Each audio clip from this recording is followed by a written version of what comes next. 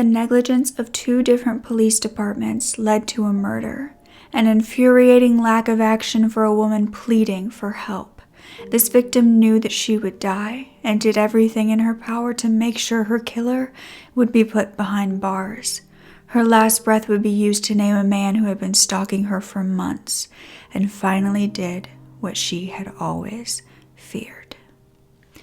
You are such a genuine gem. Thank you for clicking on my video. I'm Brooke Makenna, but today's case is about a girl who was murdered on Valentine's Day and the horrors that she went through in the months prior to that nobody would help her with. And in fact, she was just silenced and pushed to the side. And it's a very, very infuriating case. So let's go ahead and get into the story.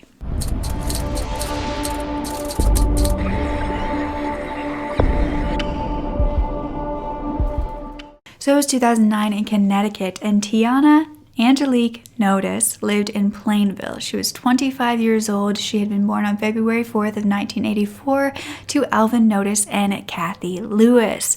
Now, she had 3 brothers who were Tyrone, Tyrell, and Christian, and her parents would divorce, but she would eventually get a stepmother who was named Veronica Notice, who would later marry her father. Now, because of this second marriage, Tiana had also been given a stepsister named Natasha as well. Her family claimed that Tiana was a very artistic child with a love for music. She loved all types of music and artists and was constantly writing songs and poetry of her own. They knew at the age of 6 that she was special. She was a genuine child prodigy. She was extremely smart, quite mature, and the last year of high school she was actually studying in high school as well as her first year of college. And she was going for a bachelor's degree at the University of Hartford. She wanted to become a lawyer and eventually get a PhD. While being in college, working hard on her studies, Tiana had also founded a chapter, which was at the Roosevelt Institution, which was a national network of campus-based student think tanks for research into pressing political issues. Tiana also would volunteer at the Women's Center, and her father said that she really liked to help the underprivileged. By 2009, she had graduated with a bachelor's degree in political science, but was going for her master's in communications next. By February of 2009, she was only 1 semester away from graduating once again with her master's. She only had 12 credits left, and she was taking night classes because she was actually working full-time at the post-university during the day while remaining a straight-A student. Her family described Tiana as absolutely brilliant, compassionate, and graceful. She loved her faith. She went to church every single week where she sang with the choir and had a heart full of gold. One thing that her family mentioned was that she adored wearing purple, colorful outfits. So I did wear a purplish kind of shirt today. This is the most purple that I have, but if you would like to wear purple, kind of like in Athena Strand's case where we wore pink, if you would like to wear purple and kind of remember Tiana Notice, that would be extremely amazing. Her friend Anna said that Tiana was just like Princess Tiana and that she was beautiful inside and out, that she was always trying to do the right thing and see the best in people. Her father said that Tiana also had this side to her where when she made up her mind about anything, she was firm about it. Now, her family did share some of Tiana's beautiful poetry that she had written on their website, which I will have linked below, but one was called As I Am, and I wanted to read it to you. Love me as I am, an extrovert, tidy, organized, sweet, loving, loud as I want to be. Love me as I want to be, a successful woman, strong-willed, goal-driven, taking care of house and home. Take me as I am, you'll never be alone. Love me for my faults, my past, lack of patience, tact, sensitivity. Take me as I am or have nothing at all. Responsible only for my rise and fall. Will be his greatest support and cohort. Beautiful, smart, and keen. Love me as I am, smiling, happy, and new. Love me as I want to be, with you. Now, this kind of mentioned a bit of her love life, and while being this successful and hardworking woman, Tiana didn't have much time for a boyfriend. She had many friends, but her friends said that around 2008, she began to feel a bit lonely, so she decided to go on an online dating website, which was actually allegedly MySpace, where she was meeting new people and getting to know them, and that's where she would meet a man named James Carter II. out. They instantly hit it off over Messenger and decided to meet up in person. James Carter was a 31-year-old executive at an insurance company. He was a homeowner and a well-dressed, charismatic man who was just as religious as she was. He didn't have kids, but he said he wanted them at some point, and Tiana was loving everything about him, and also the fact that his personality appeared to be more of a provider. He took care of everyone in certain ways, including Tiana, where she knew she was more than capable of taking care of herself, but sometimes she needed a little help, especially monetarily, since she was still in college. And so he would buy her things like gas and tires for her car, and Tiana really appreciated this. She really began to like him. But a year later, 10 days after her 25th birthday, on February 14th of 2009, she did not have this fancy Valentine's Day date. She would be brutally murdered. I'm bleeding to death.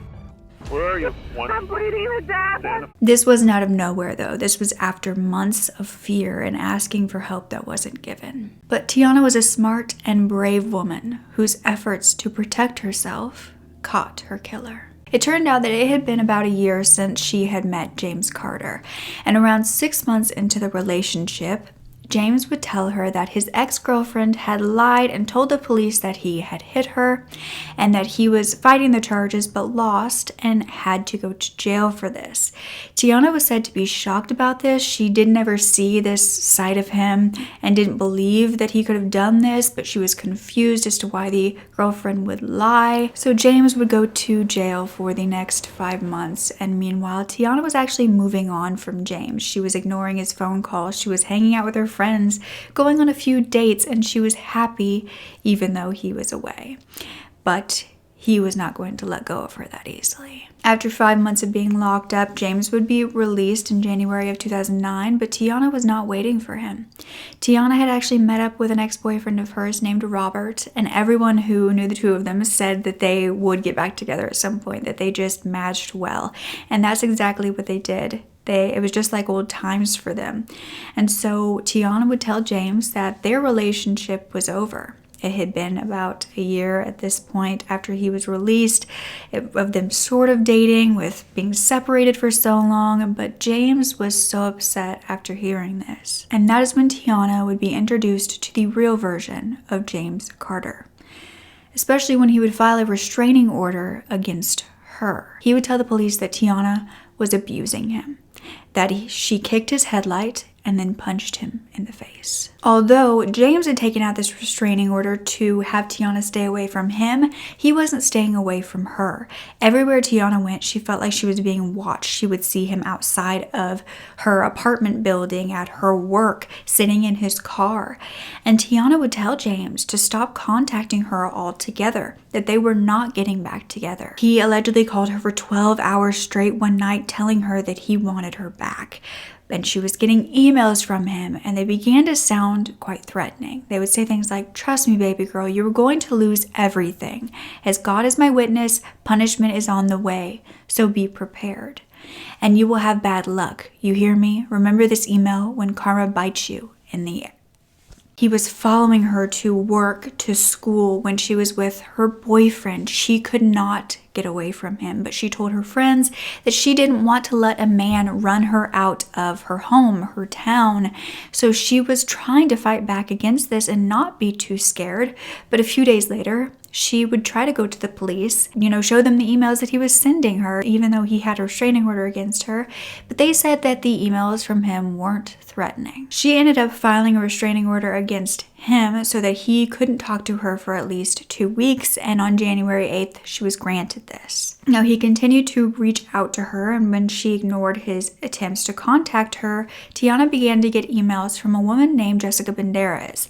She didn't know who this was, and when she asked, she was told by Jessica that Jessica was James' new girlfriend, and that Tiana needed to stay away from James. Then the messages turned even more threatening. With this, 5 days later, on January 13th, Tiana decided to go to the police again. She was a smart girl. She was asking for help once again. However, the police just shrugged it off. Tiana would tell her family, crying, that they literally would not help her even though she had a restraining order. Tiana was never a victim in the police's eyes, But now the police began to believe that this was a mutually abusive, toxic relationship and wouldn't even listen to either side. She was crying hysterically. I remember it like it was yesterday. She was in her car crying hysterically. And she says, "Mom, you wouldn't believe these people. They treated me like dirt. They didn't believe anything I told them. They thought I was lying. One officer accused me of having a fake restraining order." And then I spoke with the sergeant that said, "Oh, nothing's gonna happen to your daughter." He snarled at me. And I'm like, "Look, I don't want my daughter to become a statistic. And I'm telling you now, if something happens to my daughter, you better move to another planet."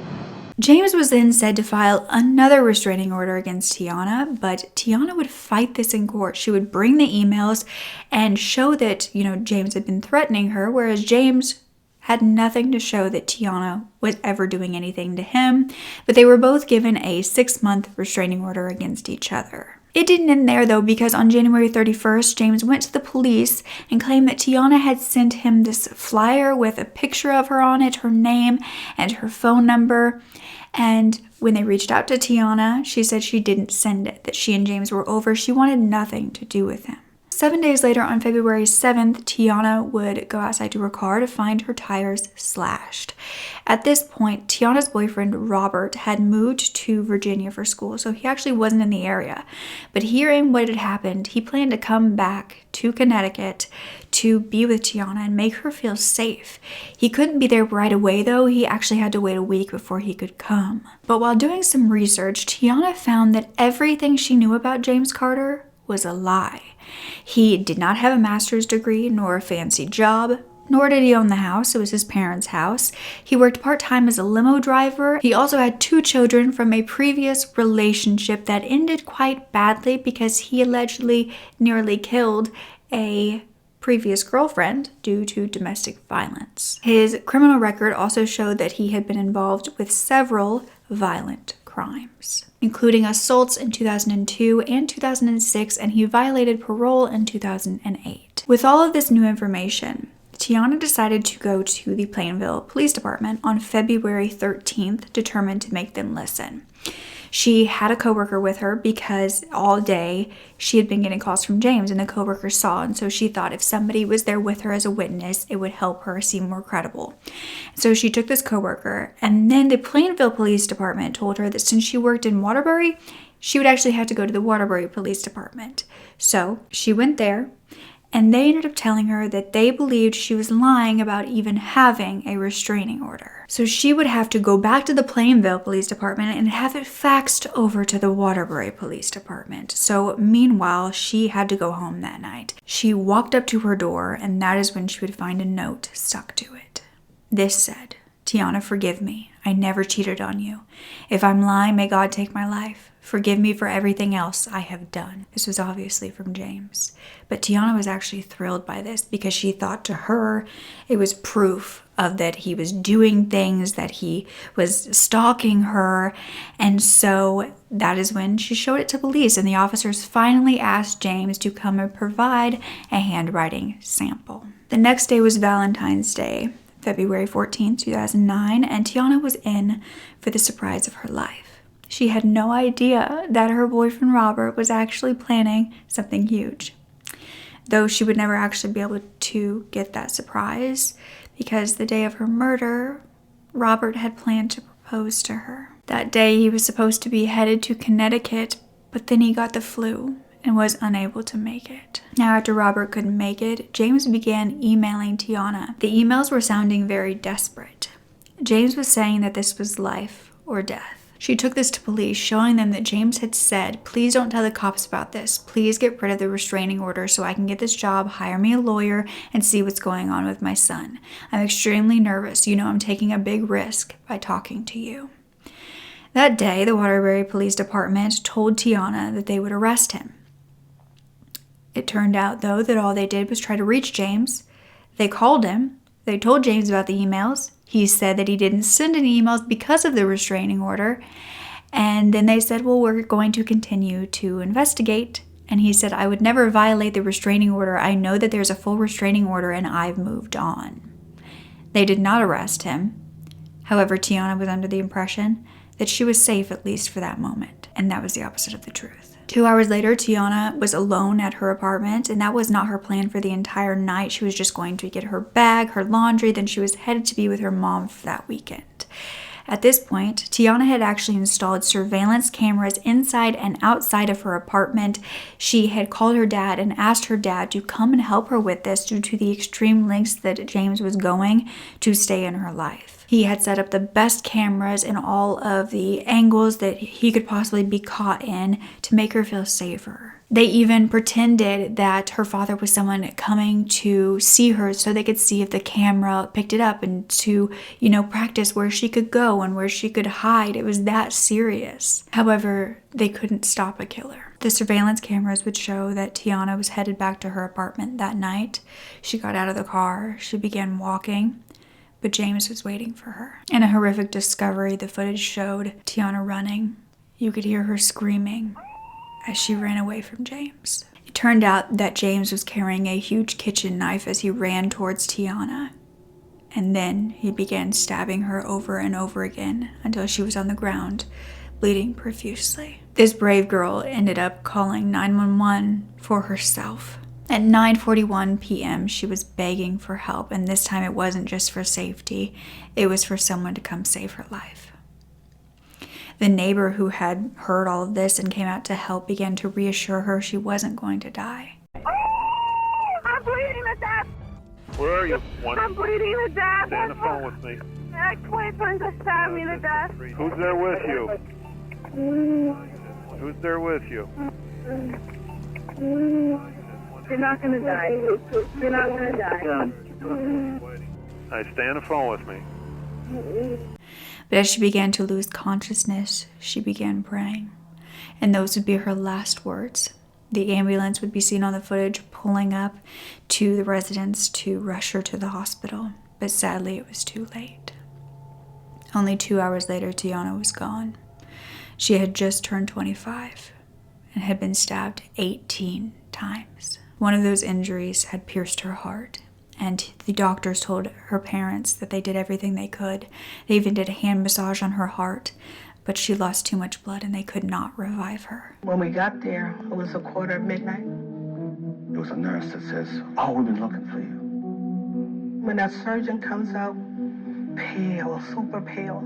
I couldn't grasp it in my soul. I went crazy.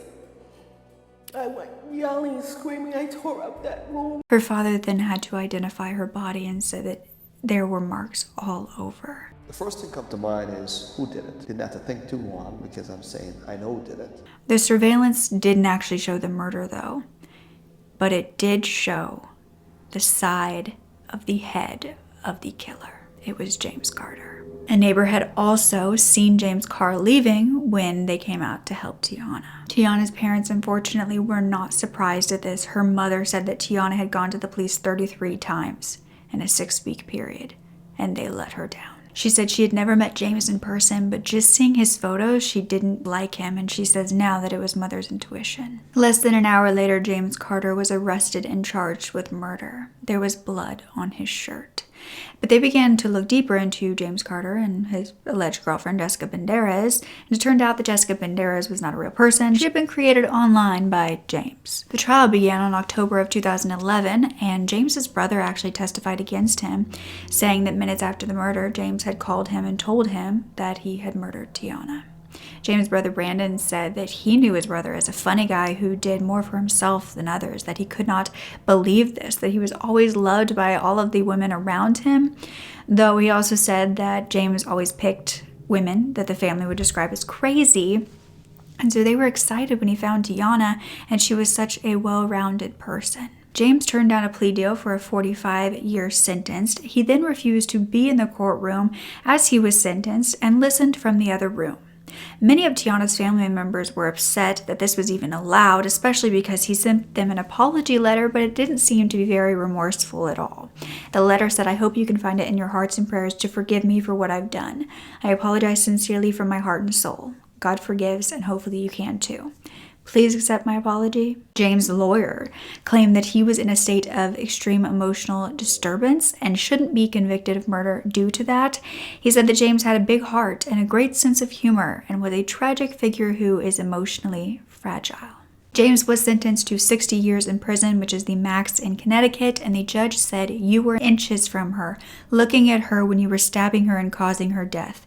You need to be punished, and society needs to be protected." Her father, Alvin, said that he hopes that he will spend the rest of his life in prison thinking each and every day about what he has done. 60 years is not enough, but I understand it's the law. But to me, 60 years is not enough. Alvin then read a poem from Tiana that she had actually written a few days after James went to jail. And she had said, "An empty house in solitude is how he will spend his days, and I rest assured in knowing I'm beautiful, smart, and on my way." Tiana's family actually sued the Waterbury and the Plainville police departments for negligence and won $10 million. Her family then started Tiana Angelique Notice Foundation, where they work with domestic abuse victims to put surveillance cameras in their homes to catch these monsters who often slip through the cracks because there is no evidence. Did you fully understand the scale of what your child was up against? No, I had no idea. And the system needed to be changed. I want to put something in place in Connecticut that victims can feel a lot better than Tiana. And chances are their life can be saved. They have also been working to create a GPS system to alert victims when abusers are near. So if there are threats of possibly this turning to a murder, then the abusers will have to wear a tracking device which will let them know that they are near the victim's home, and the victim can be alerted of this. The GPS monitoring is put in place when the judicial system determines that an abuser is very high risk. They look at particularly the issue of lethality and trying to assess whether or not the abuser exhibits the traits that often lead to a murder, frankly. The victim is alerted when the offender is coming within a certain distance of their home, of their workplace, of their family member's home. Because Tiana's dad said that if Tiana had had this GPS on her abuser, that she would have known he was there the night he ambushed her and could have done something more. They seem like they are doing so much to bring actual changes, so if you would like to support their mission, I will have their website linked down below. I would like to end this on another one of Tiana's poems that is beautiful but chilling to read now. It's called Lover's Time. Lover's time like the hourglass that never runs out of sand. Love that's timeless, caused and charged by the touch of his hands. The type that woos you in the darkest of nights. The type that leaves you up, pacing. Lover's time like minute hands on a clock. Together hoping that the clock never stops. This is something that could have been prevented. Should have been prevented, and is extremely negligent of the police departments. I'm so glad that they sued them and were able to get that $10 million, but that does not bring back their daughter, who could have been saved and could have still been here today if that wasn't the case. And it really is upsetting, and I really hope that they have profusely apologized and continued apologizing to Tiana's family for what they didn't do. This happens far too often, where abusers will manipulate the situation into it appearing as though the victim is also an abuser and discrediting everything that they say. And it's heartbreaking that it works and that the police just put this off as something that, you know, they're having issues as a couple and not that this woman was in danger. I mean, she had so much proof. He had nothing. He had nothing that was threatening about her. He could tell them nothing. She had all of this proof. And her dad ended up having to do something because they wouldn't. And thank God they did, because he was able to be caught because of that. And that's why it is so important what they're doing with surveillance cameras, because that happens all the time where, you know, these victims will be saying, I'm going to get murdered. I'm going to be hurt by this person. And everyone brushes it off, and then they are hurt, but there's no proof that that person actually did anything, just like there was never proof. So the surveillance cameras are such a wonderful idea that there is actual proof in these scenarios. And Tiana Notice was a beautiful woman inside and out who did not deserve to have to fight for her life for months, even before her murder. So please send her family so much love in the comments down below, and don't forget to speak up. Your voice is powerful enough, and I love you to absolute pieces. Okay. Bye.